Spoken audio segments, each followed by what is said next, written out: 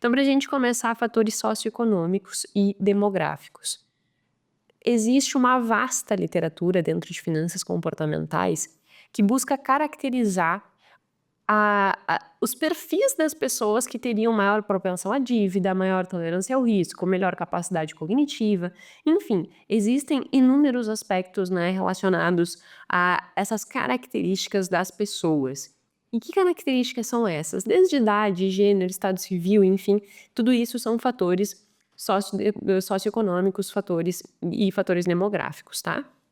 Por exemplo, o que a gente tem hoje, depois desse compilado que esse artigo nos sugere em relação à idade?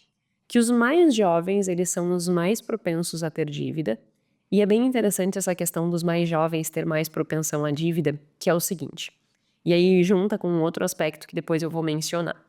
Quando nós somos jovens e temos ainda uma vida produtiva pela frente, tem-se a ilusão, e a ilusão ela é muito forte, um excesso de confiança muito grande, o jovem tem um excesso de confiança muito grande, de que, não, tá tudo tranquilo, eu vou comprar meu carro agora, com essa renda, cabe a parcela no meu bolso, só que assim, daqui 2 anos, 3 anos eu vou estar ganhando mais. Então vai dar tudo no esquema, e tá tudo certo. E aí o jovem se endivida, antecipando comprar coisas que ele ainda não teria condições de pagar, com a expectativa de que aumentasse a renda. Só que no final das contas, em muitos casos, a renda não aumenta, porque essa pessoa ela não teve uma mudança de comportamento. E para que a gente consiga aumentar a renda, também exige mudança de comportamento. Por vezes as pessoas acham que aumentar a renda é simplesmente ganhar mais fazendo uma coisa mirabolante, né? Descobrindo, sei lá, uma inovação que ninguém tenha descoberto, ou fazendo e sendo uma pessoa muito intelectual, muito fora da curva. Não. Para que a gente consiga ganhar mais, nós precisamos simplesmente mudar comportamento, entregar mais do que a média, sair da zona de conforto, estudar além do que todo mundo estuda. Não precisa muita coisa. Eu te digo assim, ó, com toda a paz do meu coração, com toda a certeza do meu coração, é muito fácil se destacar hoje em dia e aumentar a renda. Só que boa parte desses jovens que se endividam, eles acabam sobrevalorizando esses prazeres e dedicando menos esforço do que o necessário para aumentar a renda na proporção que eles tinham da expectativa. Porque o jovem é iludido, ele acha que ele vai, eu vou fazer qualquer coisa e eu vou ser milionário. O jovem tem essa ilusão. Até porque o córtex pré-frontal ainda não está todo desenvolvido, então tem essa, meu Deus, essa ilusão, sabe? Quando bota o pezinho no chão e vê que a vida não é assim, que o buraco é um pouquinho mais embaixo, só que daí ele já tá com dívida. Então, jovens têm que cuidar muito. Se você é uma pessoa jovem, 20 anos, 25 anos, e que você tem passa na sua cabeça exatamente essa frase, não, mas tá tudo bem eu me endividar agora porque depois eu vou ganhar mais, cuidado. Cuidado porque tu pode estar te mimando demais em uma fase que você não deveria se mimar. Você não deve se acostumar com um conforto que você ainda não tem condições de pagar. Primeiro, lute por ele. Primeiro, invista seu tempo, invista sua energia e depois desfrute do resultado que já esteja na tua mão. Não desfrute de um resultado que você ainda nem conquistou, porque isso vai fazer total diferença. Então, primeiro ponto, jovens, cuidem. Um segundo, pais solteiros. E aí é uma questão que é muito mais de estrutura do que de decisão, né? Por vezes acontece uma separação.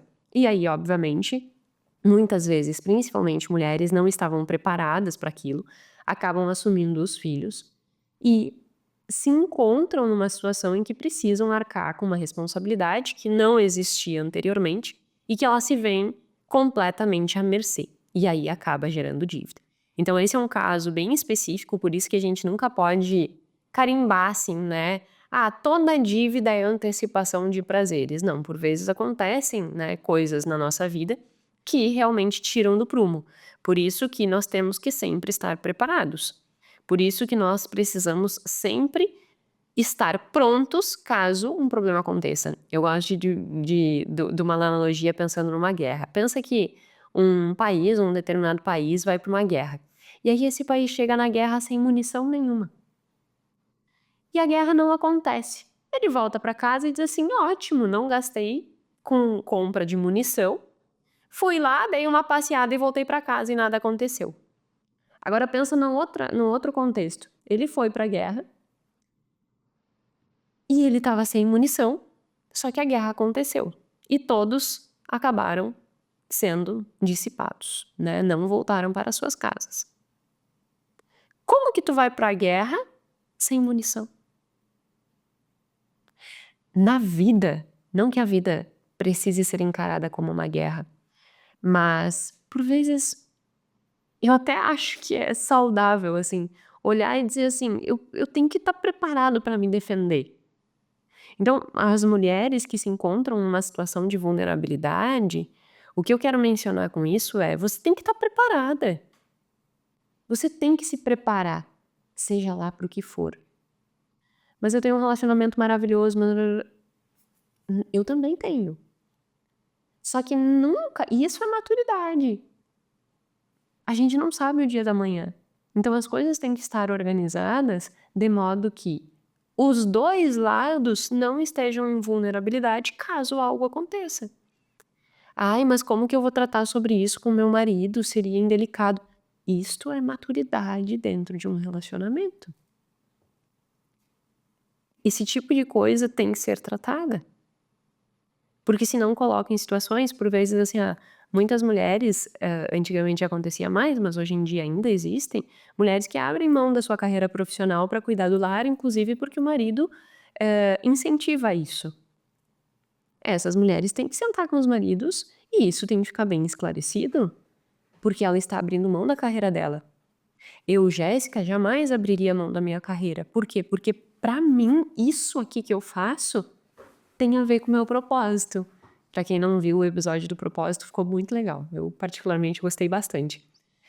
Então assim, eu não viveria sem trabalhar, porque eu amo trabalhar, isso me dá vida. Eu amo estudar, eu amo vir aqui gravar o podcast. Hoje é sábado, a gente saiu de casa e veio pra cá gravar e eu venho faceira gravar, porque isso faz sentido pra mim. Então assim, eu jamais abriria a mão da minha renda, não simplesmente pela renda, mas porque abrir mão disso faria com que eu estivesse abrindo mão de uma coisa que é muito importante pra mim. Tu tem que entender o que é importante pra ti, te proteger dentro das circunstâncias da tua vida.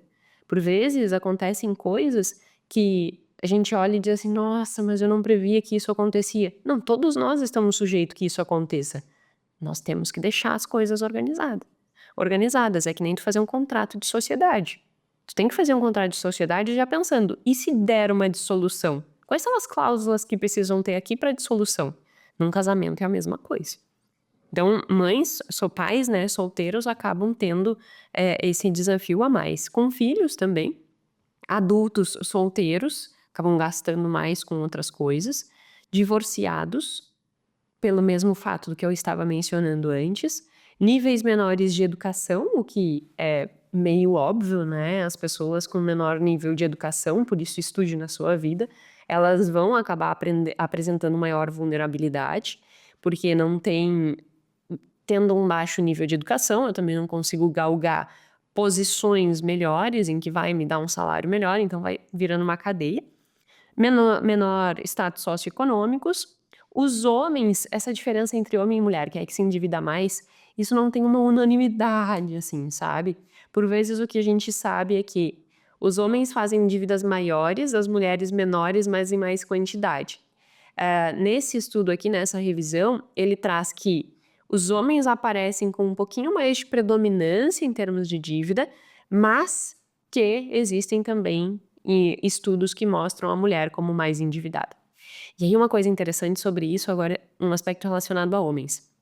Os homens, muitas vezes ocupando este papel, né, de provedor, eles passam por cima das suas próprias situações para não demonstrar vulnerabilidade.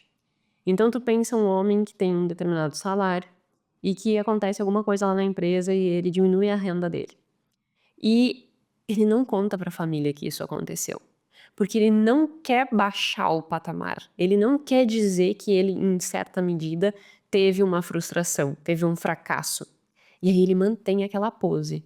Então a família segue viajando, os filhos seguem nos melhores colégios, e aí segue naquela vida.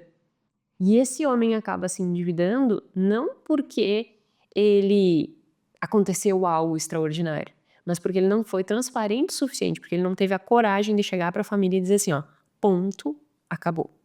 Nós estamos nessa condição e nós precisamos ser maduros o suficiente para gerir esta situação. E para isso a gente vai ter que apertar e reformular o nosso comportamento, os nossos padrões de comportamento. Para um homem é muito difícil fazer isso. E aí acaba que muitos homens não fazem, ficam mantendo uma qualidade de vida além do que eles têm condições de bancar e não conversam. E aí acaba gerando dívida.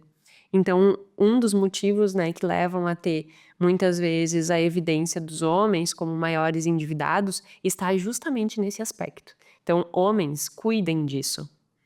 Não é nenhum tipo de menosprezo, né? Tu não vai ser uma pessoa menos do que tu é simplesmente por sentar na mesa e expor a real. Isso, na realidade, é engrandecedor. É aquela frase, né, do livro A Coragem de Ser Imperfeito. A vulnerabilidade, na realidade, é um ato de coragem.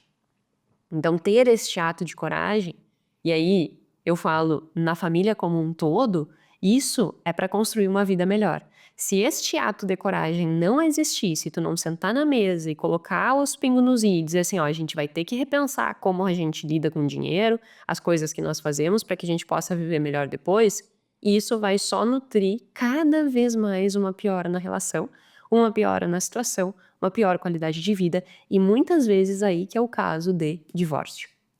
Não porque existe o problema, mas porque o problema ele não foi exposto e não foi discutido.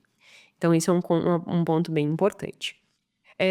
Quem tem casas alugadas acaba tendo maior vulnerabilidade também e quem tem rendas incertas, né? As pessoas que acabam tendo rendas incertas. Então esses são os fatores demográficos, socioeconômicos que acabam gerando uma maior predisposição à dívida.